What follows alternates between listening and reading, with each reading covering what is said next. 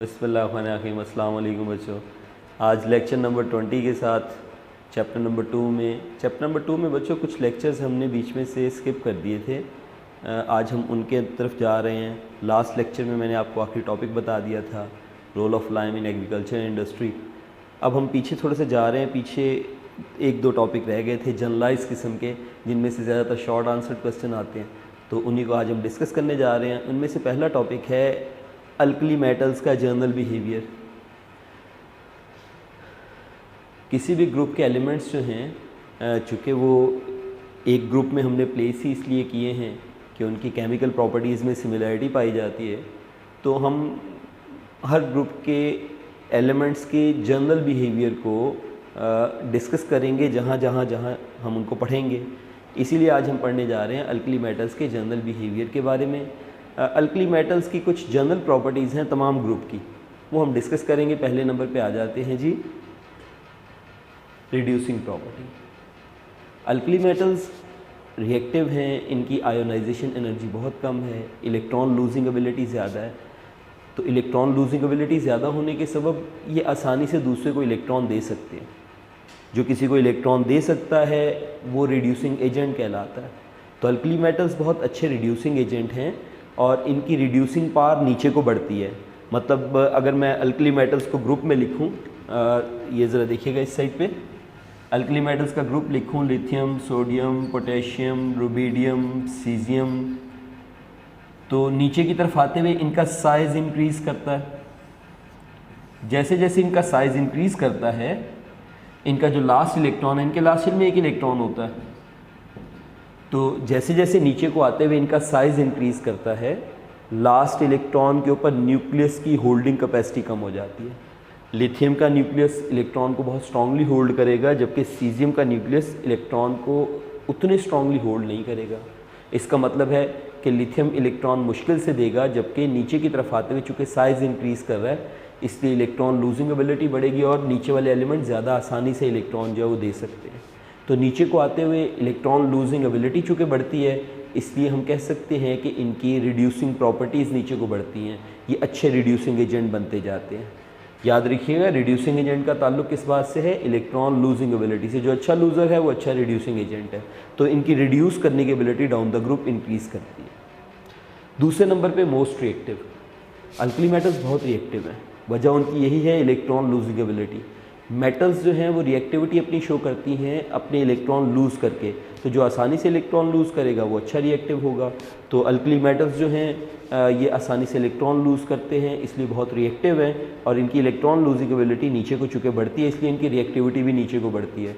तो ये रिएक्टिविटी भी नीचे को बढ़ती है और रिड्यूसिंग प्रॉपर्टीज़ भी नीचे को बढ़ती हैं। तीसरे नंबर पर है ऑक्सीडेशन स्टेट। अल्कली मेटल्स बहुत, ऑक्सीडेशन स्टेट का मतलब है कि अल्कली मेटल्स जो हैं वो जब किसी से कंपाउंड बनाते हैं तो इन पे कितना चार्ज आता है, यह आमतौर पे डिपेंड करता है कि ये कितने इलेक्ट्रॉन लूज़ करते हैं। अल्कली मेटल्स एक इलेक्ट्रॉन लूज़ करते हैं और इनकी ऑक्सीडेशन स्टेट इनके तकरीबन तमाम कंपाउंड्स में +1 होती है। इनकी सेकेंड आयोनाइजेशन एनर्जी बहुत ज़्यादा है, यानी एक इलेक्ट्रॉन तो ये बहुत आसानी से लूज़ कर देते हैं, मगर दूसरे वाला इलेक्ट्रॉन निकालने के लिए बहुत ज़्यादा एनर्जी प्रोवाइड करनी पड़ती है। इसका मतलब ये है कि अल्कली मेटल्स जो हैं वो खुद से दूसरा इलेक्ट्रॉन लूज़ नहीं करेंगे, ये एक ही इलेक्ट्रॉन लूज़ करेंगे जब भी किसी से कंपाउंड बनाएंगे, इसीलिए इन पे हमेशा +1 चार्ज ही आएगा, तो इनकी ऑक्सीडेशन स्टेट +1 ही रहती है। तीसरे नंबर पे है इनके जो सॉल्ट्स होते हैं उनकी लेटिस एनर्जी बहुत कम होती है।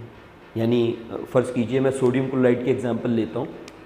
अल्कली मेटल का एक सॉल्ट है,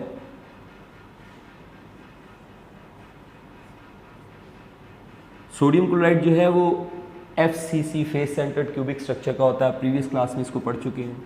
इसमें सोडियम पॉजिटिव और Cl नेगेटिव आयंस जो हैं वो एक दूसरे के साथ अटैच होते हैं। जब ये आयंस किसी सॉल्ट के अंदर क्रिस्टल बना लेते हैं, तो क्रिस्टल बनाने के समय या वक्त इनकी कुछ एनर्जी इनमें से रिलीज़ होती है। ये एनर्जी जो रिलीज़ होती है इसको लेटिस एनर्जी कहते हैं। सोडियम और क्लोरीन जो है, क्लोराइड आयन सॉरी, ये आपस में इकट्ठे हो जाते हैं क्रिस्टल के अंदर, और जब क्रिस्टल के अंदर इकट्ठे हो जाते हैं तो जो एनर्जी रिलीज़ है वो लेटिस एनर्जी कहलाती है। अब इसमें से बहुत ज़्यादा एनर्जी रिलीज़ नहीं होती, जब लैटिस बनता है तो एनर्जी की जितनी क्वांटिटी रिलीज़ होती है वो खासी कम है। उसकी वजह ये है कि ये जो अल्कली मेटल्स के आयंस होते हैं ये बड़े साइज़ के होते हैं, यानी ये पॉजिटिव केटाइंस बड़े साइज़ के हैं, इनके ऊपर चार्ज की शिद्दत कम होती है और नतीजा ये है कि ये नेगेटिव आयंस के साथ अट्रैक्शन तो करते हैं मगर बहुत ज़्यादा स्ट्रॉन्ग अट्रैक्शन डेवलप नहीं होती। जब भी अल्कली मेटल्स के सॉल्ट का क्रिस्टल बनता है तो उस क्रिस्टल के बनते वक्त आयंस एक दूसरे के साथ जुड़ते हैं और जुड़ने से एनर्जी रिलीज़ होती है, उसको लैटिस एनर्जी कहते हैं। अल्कली मेटल्स के सॉल्ट्स जब बनते हैं तो उनमें से एनर्जी की कम मिकदार रिलीज़ होती है, यानी इनकी लैटिस एनर्जी कम है। वजह क्या है कि ये अल्कली मेटल्स के जो आयन हैं, पॉजिटिव आयंस, केटाइंस इनको बोलते हैं, ये बड़े साइज़ के हैं, इनके ऊपर चार्ज की शिद्दत कम है। हम कहते हैं इन आयंस की चार्ज डेंसिटी कम है। चार्ज डेंसिटी कम होने की वजह से ये नेगेटिव आयंस के साथ अट्रैक्शन कम करते हैं और जब नेगेटिव आयंस के साथ अट्रैक्शन कम करते हैं तो एनर्जी की क्वांटिटी भी कम रिलीज़ होगी। तो अल्कली मेटल्स के जितने सॉल्ट हैं उनकी लैटिस एनर्जी खासी कम होती है। वजह क्या है? अल्कली मेटल्स के पॉजिटिव आयन का साइज़ बड़ा होना और उनकी चार्ज डेंसिटी कम होना। इस वजह से ये सॉल्ट्स अगर पानी में डाले जाएँ तो पानी इनको बआसानी वो एनर्जी प्रोवाइड करके इनको ब्रेक कर देता है। इसलिए अल्कली मेटल्स के सॉल्ट आप देखेंगे पानी में ज़्यादा आसानी से हल हो जाते हैं और मोर सॉल्युबल हैं।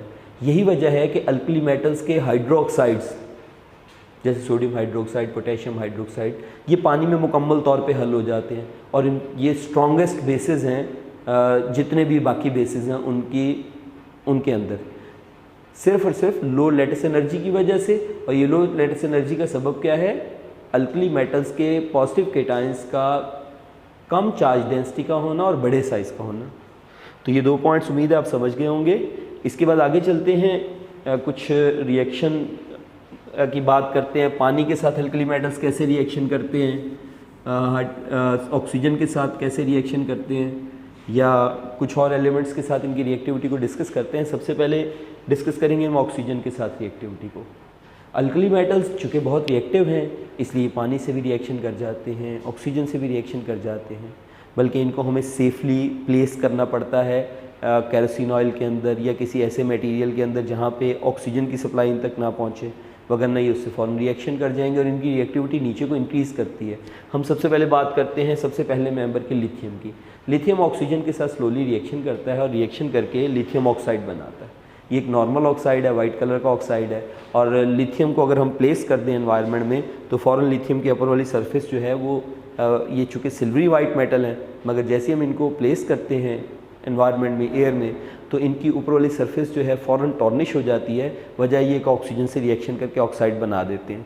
लिथियम नॉर्मल ऑक्साइड तो बनाता है मगर लिथियम ऑक्साइड जो है ये फ़ज़ा में से कार्बन डाइऑक्साइड भी एब्जॉर्ब करेगा तो ये कार्बन डाइऑक्साइड से मिलकर कार्बोनेट बना देता है। इसलिए लिथियम का टुकड़ा अगर हम लेंगे तो लिथियम के टुकड़े के ऊपर जो लेयर मिलेगी हमें वो लिथियम कार्बोनेट की होगी, क्योंकि पहले वो लिथियम ऑक्साइड में बदलेगा और फिर उसके बाद लिथियम कार्बोनेट में बदल जाता है। जबकि लिथियम के बाद अगर हम नीचे वाले मेंबर की बात करें जैसे सोडियम है तो सोडियम की रिएक्टिविटी नीचे वाले मेंबर पे आ गए, उसकी रिएक्टिविटी बढ़ गई। सोडियम जो है वो ऑक्सीजन के साथ ज़्यादा रिएक्टिव है और नॉर्मल ऑक्साइड बनाता है अगर ऑक्सीजन की लिमिटेड सप्लाई मिले इसको, यानी अगर सोडियम को ऑक्सीजन की कम मिकदार मिले तब ये नॉर्मल ऑक्साइड बना देता है और अगर ज़्यादा मिकदार बने तो ये पर ऑक्साइड बना देता है।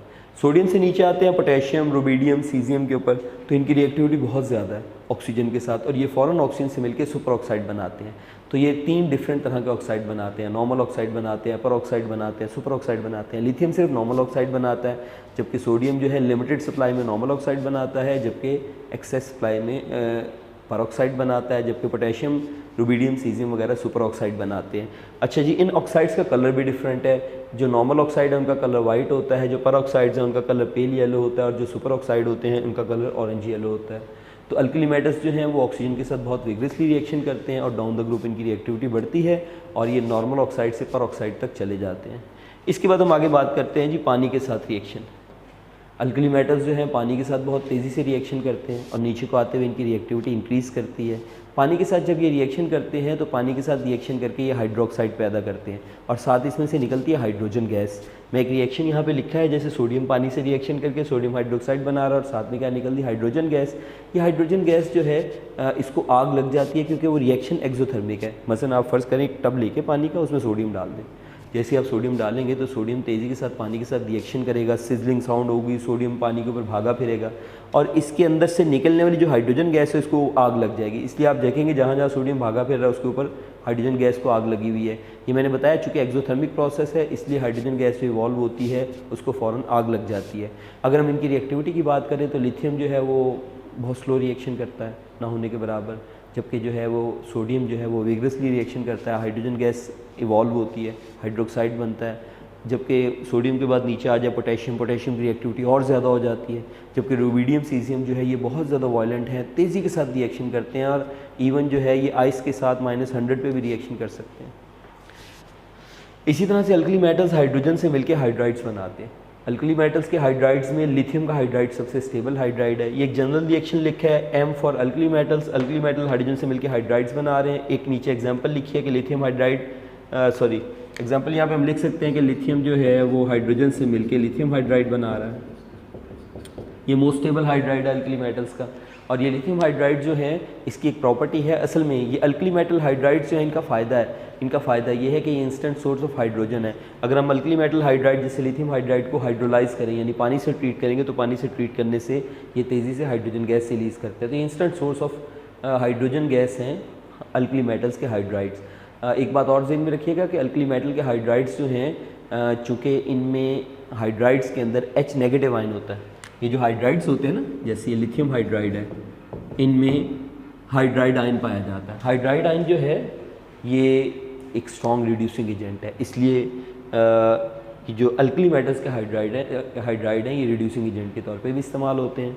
इसी तरीके से अल्कली मेटल्स जो हैं वो नाइट्रोजन और कार्बन से भी रिएक्शन कर सकते हैं, मगर इनमें से लिथियम ही ये काम करता है, बाकी अल्कली मेटल स्टेबल प्रोडक्ट नहीं बनाते। लिथियम जो है नाइट्रोजन से मिलकर नाइट्राइड बनाता है, जबकि कार्बन से मिलकर कार्बाइड बनाता है। बाकी अल्कली मेटल्स जो हैं वो अनस्टेबल प्रोडक्ट बनाते हैं जो डिकम्पोज हो जाती है। इसी तरीके से क्लोरीन और सल्फ़र के साथ रिएक्शन, अल्कली मेटल्स क्लोरीन या सल्फ़र से रिएक्शन करते हैं। जैसे सोडियम जो है क्लोरीन के अंदर जो है उसको जलाया जाए तो ब्रिलियंट येलो फ्लेम से जलता है और सोडियम क्लोराइड सॉल्ट बनाता है। तो अल्कली मेटल्स जो है क्लोरीन से भी रिएक्शन करते हैं, मोल्टन सल्फ़र से भी रिएक्शन करते हैं, उनकी रिएक्टिविटी डाउन द ग्रुप जो है वो इंक्रीज़ करती है। ये थी इनकी चंद एक जनरल प्रॉपर्टीज़। ज़्यादातर इनमें से जो सवाल आते हैं वो पानी के साथ रिएक्टिविटी के हवाले से आते हैं, ऑक्सीजन के साथ रिएक्टिविटी के हवाले से आते हैं, या ये सवाल आते हैं शॉर्ट इसमें कि अल्कली मेटल्स के सॉल्ट पानी में हल क्यों होते हैं, या अल्कली मेटल्स जो हैं उनके बेसिस इतने स्ट्रॉन्ग क्यों हैं। तो इसके तमाम वजूहात मैं बता चुका हूँ। नेक्स्ट लेक्चर में हम इंशाल्लाह नेक्स्ट बातें डिस्कस करेंगे। अस्सलाम वालेकुम।